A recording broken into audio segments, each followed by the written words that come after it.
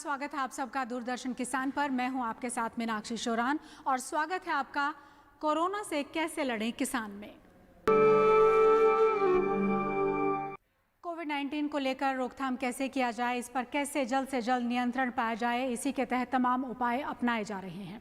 और न सिर्फ दिशा निर्देश जारी की जा रही हैं, एडवाइजरी जारी की जा रही है, बल्कि साथ ही साथ निगरानी भी रखी जा रही है।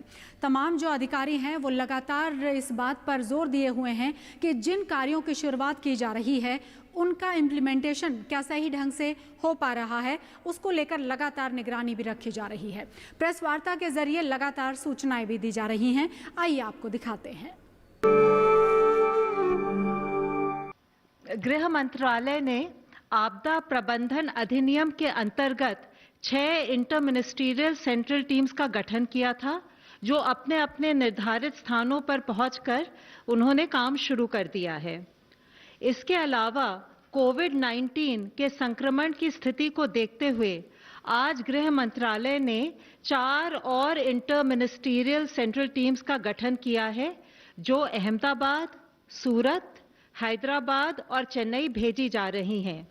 ये टीमें भी भारत सरकार के एडिशनल सेक्रेटरी लेवल अधिकारियों द्वारा लीड की जा रही हैं। इनमें पब्लिक हेल्थ के स्पेशलिस्ट और डिजास्टर मैनेजमेंट के स्पेशलिस्ट हैं। जो टीमें पहले से जा चुकी हैं, उनमें से 2 का फीडबैक आज मैं आपके साथ शेयर करूंगी।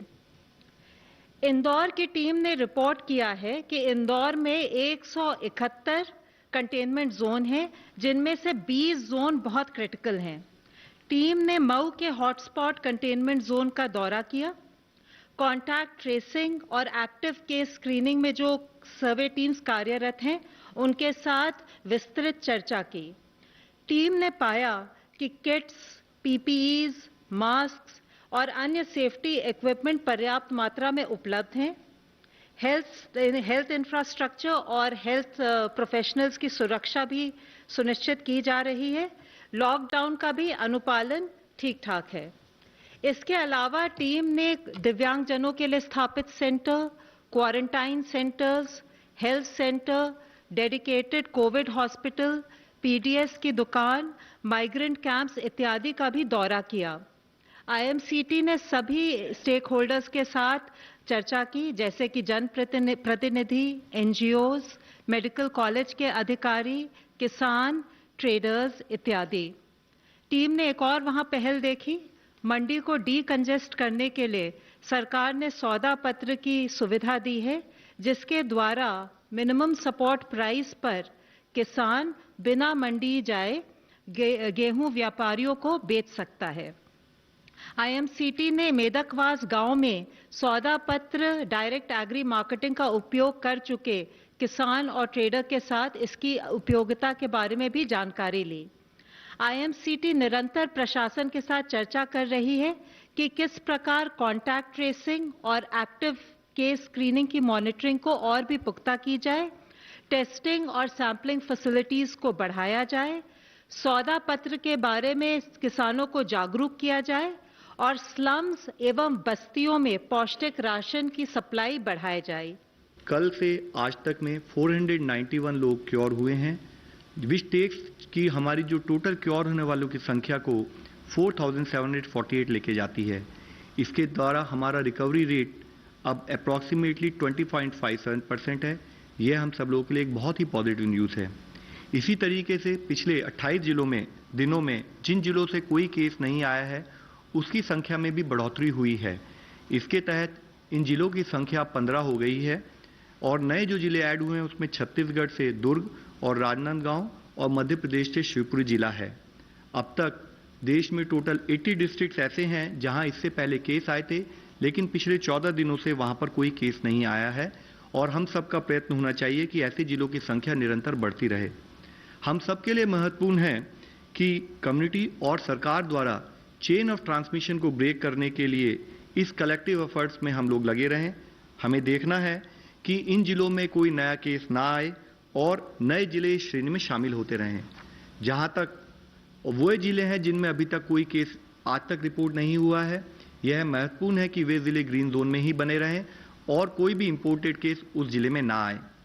आज माननीय स्वास्थ्य मंत्री जी ने राज्यों के स्वास्थ्य मंत्रियों और मेडिकल एजुकेशन मंत्री साथ में हेल्थ सेक्रेटरीज के साथ वीडियो कॉन्फ्रेंस के माध्यम से कोविड-19 के मैनेजमेंट एफर्ट्स पर चर्चा की। उन्होंने राज्यों के अब तक के किए प्रयासों के लिए उन्हें धन्यवाद देते हुए कंटिन्यूअस अलर्ट रहने की इश्यू जो नीड है उसको हाईलाइट किया। उन्होंने राज्य से अधिक केसेस रिपोर्ट करने वाले या कम डबलिंग रेट वाले जिलों पर ध्यान केंद्रित करने का अनुरोध किया। उन्होंने ये कहा कि हाई केस मॉर्टेलिटी वाले जिलों पर भी ध्यान केंद्रित करने की आवश्यकता है। उन्होंने अनुरोध किया कि लाइफ सेव करने के लिए अर्ली आइडेंटिफिकेशन ऑफ केसेस और प्रॉपर क्लिनिकल मैनेजमेंट बहुत महत्वपूर्ण है। माननीय स्वास्थ्य मंत्री जी ने नागरिकों के सवालों का तेजी से जवाब देने के लिए कोविड-19 सेवा ट्विटर हैंडल शुरू करने की घोषणा भी की, जिससे कि ट्रेंड एक्सपर्ट द्वारा रियल टाइम में ऑथेंटिक हेल्थ और पब्लिक इंफॉर्मेशन प्रोवाइड की जा सकती है। आज माननीय प्रधानमंत्री जी ने देश भर के पंचायत के सरपंचों के साथ भी वीडियो कॉन्फ्रेंस के जरिए बातचीत की। सरपंचों ने लॉकडाउन मेजर्स को मेंटेन रखने के से संबंधित अपने अनुभवों और प्रयासों को भी शेयर किया। माननीय प्रधानमंत्री जी ने कहा कि संकट के दौरान ही हम बेस्ट और सच्चा पाठ सीखते हैं और कोरोना ने हमें सबसे बड़ा सबक सिखाया है, जो है आत्मनिर्भरता। उन्होंने पंचायतों से अपने इंफ्रास्ट्रक्चर को फर्दर मजबूत करने के लिए और बेटर विजिलेंस के लिए corona tracker application Aarogya Setu download करने के लिए और उसको प्रमोट करने के लिए भी अपील की। वक्त एक ब्रेक का है और ब्रेक के बाद जब लौटेंगे तो आपको बताएंगे भारतीय कृषि अनुसंधान परिषद की तरफ से कोविड-19 को लेकर किसानों के लिए क्या दिशा निर्देश जारी किए गए।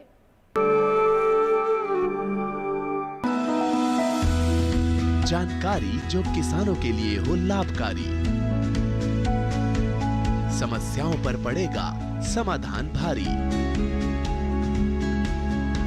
कृषि की हर बात का ख्याल, कब कैसे की जाए बेहतर देखभाल। जानिए विशेषज्ञों के साथ, देखिए खेत खलिहान, सोमवार से शुक्रवार सुबह 7 बजे डीडी किसान पर।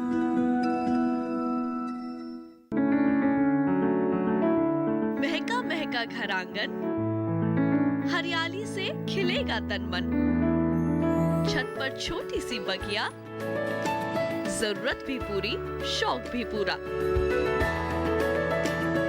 देखिए छत पर बागवानी, शनिवार सुबह 9 बजे।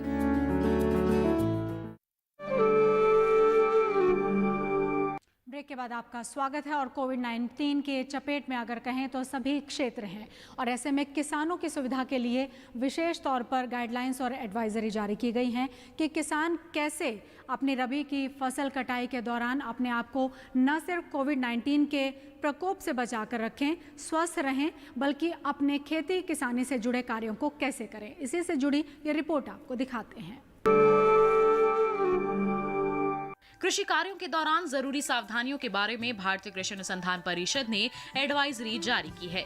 परिषद का कहना है कि फसलों की कटाई या मड़ाई के दौरान एक दूसरे से पर्याप्त दूरी बनाए रखें, चेहरे पर हर समय मास्क लगाए रखें और अपने हाथ बार बार साबुन से अच्छी तरह धोते रहें। कृषि यंत्रों और उपकरणों की भी साफ सफाई करना बेहद जरूरी है। भारत के उत्तरी राज्यों में गेहूं पकने की अवस्था में है। इसकी कटाई में इस्तेमाल होने वाली कंबाइन मशीन को रोक टोक के बिना कहीं भी लाया ले जाया जा सकता है, बल्कि इस मशीन को एक राज्य से दूसरे राज्य ले जाने की अनुमति भी केंद्र सरकार दे चुकी है। गेहूं के अलावा सरसों भी उत्तर भारत में रबी सीजन की महत्वपूर्ण फसल है। इसकी हाथ से कटाई और कटी फसल की मड़ाई का काम जोरों पर है। ऐसे में किसानों और श्रमिकों को साफ सफाई का खास ध्यान रखना होगा। इस समय मसूर और मक्का की कटाई जबकि मिर्च की तुड़ाई का काम जारी है। चना भी पकने को तैयार है। फसलों की कटाई या तुड़ाई के दौरान बेहतर होगा कि 4 से 5 फीट की पट्टियों में काम करें। एक पट्टी में एक ही श्रमिक काम करे। इस तरह श्रमिकों के बीच पर्याप्त दूरी बनी रहेगी। खेत में एक साथ बहुत सारे श्रमिक न लगाए जाएं, बल्कि उन्हें अलग अलग दिन या अलग अलग समय पर खेतों में भेजा जाए। जहां तक संभव हो किसी परिचित को ही खेतों में काम के लिए लगाएं। किसी अनजान व्यक्ति को काम न करने दें ताकि वे इस महामारी का कारण न बन सके। इसी तरह जहां तक संभव हो कृषि कार्य मशीनों या उपकरणों से किए जाएं, न कि हाथों से। केवल उपयुक्त व्यक्ति को ही यंत्रों को चलाने दिया जाए। यंत्रों को इस्तेमाल करने से पहले और कार्य करने के दौरान बार बार सैनिटाइज करें। खलिहानों में फसल को छोटे छोटे ढेरों में इकट्ठा करें, जिनके बीच दूरी 3 से 4 फीट हो। हर ढेर पर 1 या 2 व्यक्ति को ही काम पर लगाना चाहिए, ताकि भीड़ इकट्ठी ना हो। कटी मक्का और खुदी हुई मूंगफली की मड़ाई के लिए लगाई गई मशीनों की उचित साफ सफाई रखें। मशीनों या उनके पुर्जों को छूने के बाद साबुन से हाथ जरूर धोएं। वक्त एक ब्रेक का है और ब्रेक के बाद देखेंगे कोविड-19 पर नजर।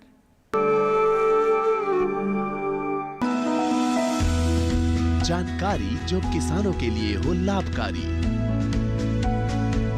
समस्याओं पर पड़ेगा समाधान भारी, कृषि की हर बात का ख्याल,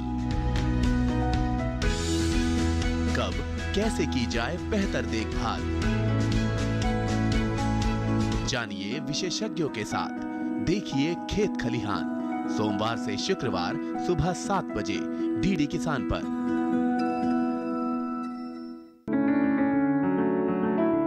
महका महका घर आंगन, हरियाली से खिलेगा तन मन। छत पर छोटी सी बगिया, जरूरत भी पूरी, शौक भी पूरा। देखिए छत पर बागवानी, शनिवार सुबह 9 बजे।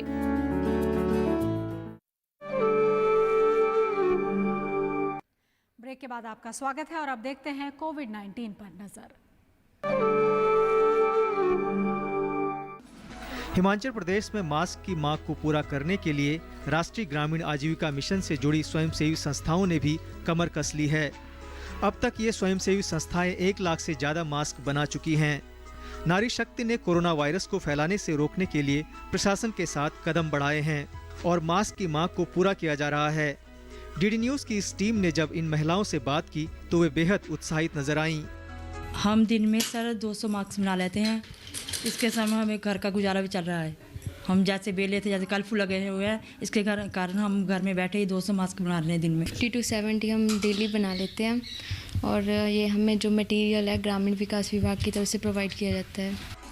मिशन की ऊना जिला की कार्यक्रम प्रबंधक ज्योति शर्मा ने कहा कि लॉकडाउन के समय में मास्क बनाना स्वयं सहायता समूहों के लिए आमदनी का जरिया बना है। मिशन के राज्य कार्यक्रम प्रबंधक रविंद्र धीमान ने बताया कि सरकार ने 110 स्वयं सहायता समूहों के करीब 350 महिलाओं को ट्रिपल लेयर मास्क बनाने की जिम्मेदारी सौंपी है। अभी तक पूरे प्रदेश में 110 स्वयं सहायता समूहों को इसमें शामिल किया गया है, जिसमें कुल 350 महिलाएं इसमें काम कर रही हैं। अभी तक हमने 1 लाख से ज़्यादा मास्क जो हैं अभी तक तैयार कर चुके हैं। ग्रामीण विकास व पंचायती राज विभाग के निदेशक ललित जैन ने बताया कि स्वयं सहायता समूहों को प्रति मास्क 5 रुपए की सिलाई प्रदान की जा रही है और मास्क की यह खास बात है कि ये स्वास्थ्य विभाग के मानकों को पूरा करते हैं। इस समय जो मास्क बन रहे हैं पूरे स्वास्थ्य विभाग के दिशा निर्देश के मुताबिक बन रहे हैं। जो भी महिलाएं मास्क बनाती हैं सबसे पहले तो उनसे ये सुनिश्चित किया जाता है कि वे स्वयं बीमार ना हो और वो अपना मुंह व सिर को ढककर मास्क बनाती हैं और जो मशीन के ऊपर वो मास्क बनाती हैं उसको डेली स्टरलाइज किया जाता है। यहाँ तक कि महिलाओं को बार बार हाथ धोने के लिए भी कहा जाता है। केंद्र व राज्य सरकार ने कोरोना वायरस को लेकर अनेक दिशा निर्देश जारी किए हैं और मास्क भी इसकी रोकथाम में अहम भूमिका निभा सकता है। ऐसे में नारी शक्ति का यह प्रयास सराहनीय है। वक्त एक ब्रेक का है और ब्रेक के बाद जब लौटेंगे तो आपको बताएंगे कोविड-19 को लेकर डॉक्टर्स की क्या है सलाह।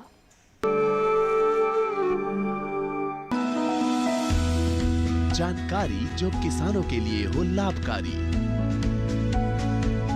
समस्याओं पर पड़ेगा समाधान भारी, कृषि की हर बात का ख्याल, कब कैसे की जाए बेहतर देखभाल, जानिए विशेषज्ञों के साथ। देखिए खेत खलिहान, सोमवार से शुक्रवार सुबह 7 बजे डीडी किसान पर।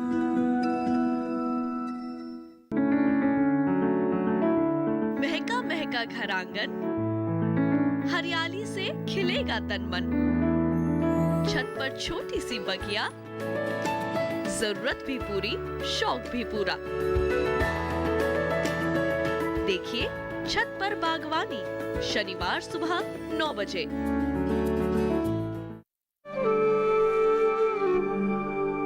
ब्रेक के पार आपका फिर से स्वागत है और अब आपको दिखाते हैं कोविड-19 को लेकर डॉक्टर्स की तरफ से क्या खास सलाह दी जा रही है। नमस्कार, मैं doctor Anoop Kumar, professor and head of the department urology and renal transplant Safdarjung hospital बोल रहा हूं। मैं आज अपने किसान भाइयों को कोरोना वायरस के बारे में कुछ इम्पोर्टेंट जानकारी देने वाला हूं। जैसा कि आप जानते हैं, कोरोना वायरस नाम की महामारी से पूरा विश्व और भारत जूझ रहा है। कोरोना वायरस एक इंसान से दूसरे इंसान तक पहुंचने के 2 तरीके होते हैं। पहला, जब कोई व्यक्ति छींकता है और खांसता है तो उसके थ्रू जो ड्रॉपलेट्स निकलते हैं उसके थ्रू वायरस एक इंसान से दूसरे वायरस में जा सकता है। और दूसरा रास्ता है कि जब हम किसी बेजान चीज़ों को छूते हैं, जैसे कि डोर का हैंडल है, नॉब है, कोई भी ऐसी चीज़ों को हम छूते हैं जिसमें पहले से ही कोरोना वायरस जो है वहाँ पर बैठा हुआ है, उसको हम फिर छू के अपने इस एरिया को छू लें, यानी कि आँखों को, नाक को और मुंह को छू लें तो वायरस हमारे अंदर जा सकता है। तो आपको कुछ बातों का बहुत ज़रूरी ध्यान रखना है। सबसे पहले आपको सोशल डिस्टेंसिंग का पालन करना है। सोशल डिस्टेंसिंग का मतलब है कि एक इंसान से दूसरे इंसान के बीच में कम से कम 1 मीटर का फासला होना चाहिए, क्योंकि ऐसा करने से अगर कोई आदमी छींकता खांसता भी है तो भी जो वायरस है वो इतने डिस्टेंस तक ट्रैवल नहीं कर सकता है।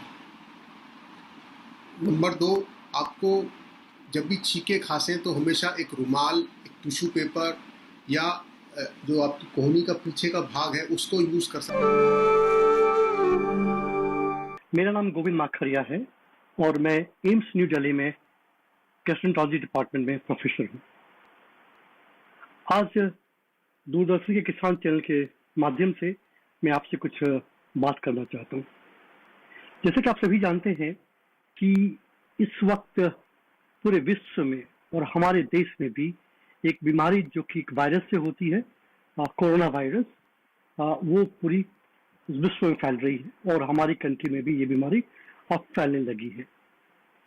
ये बीमारी होती कैसे है और इससे कैसे बचे, इस पे मैं कुछ बात करना चाहता हूँ आपसे। पहले जो बीमारी कैसे होती है ये समझे हम। ये बीमारी अगर किसी व्यक्ति को जो विदेश में है और वहाँ इन्फेक्शन उसको लग गया और वो अपने देश में आता है तो एक पहला एंट्री होती है उस इन्फेक्शन की किसी नए देश में। अब ये इन्फेक्शन एक आदमी से दूसरे आदमी को फैल सकता है। 2 तरीके फैलने की।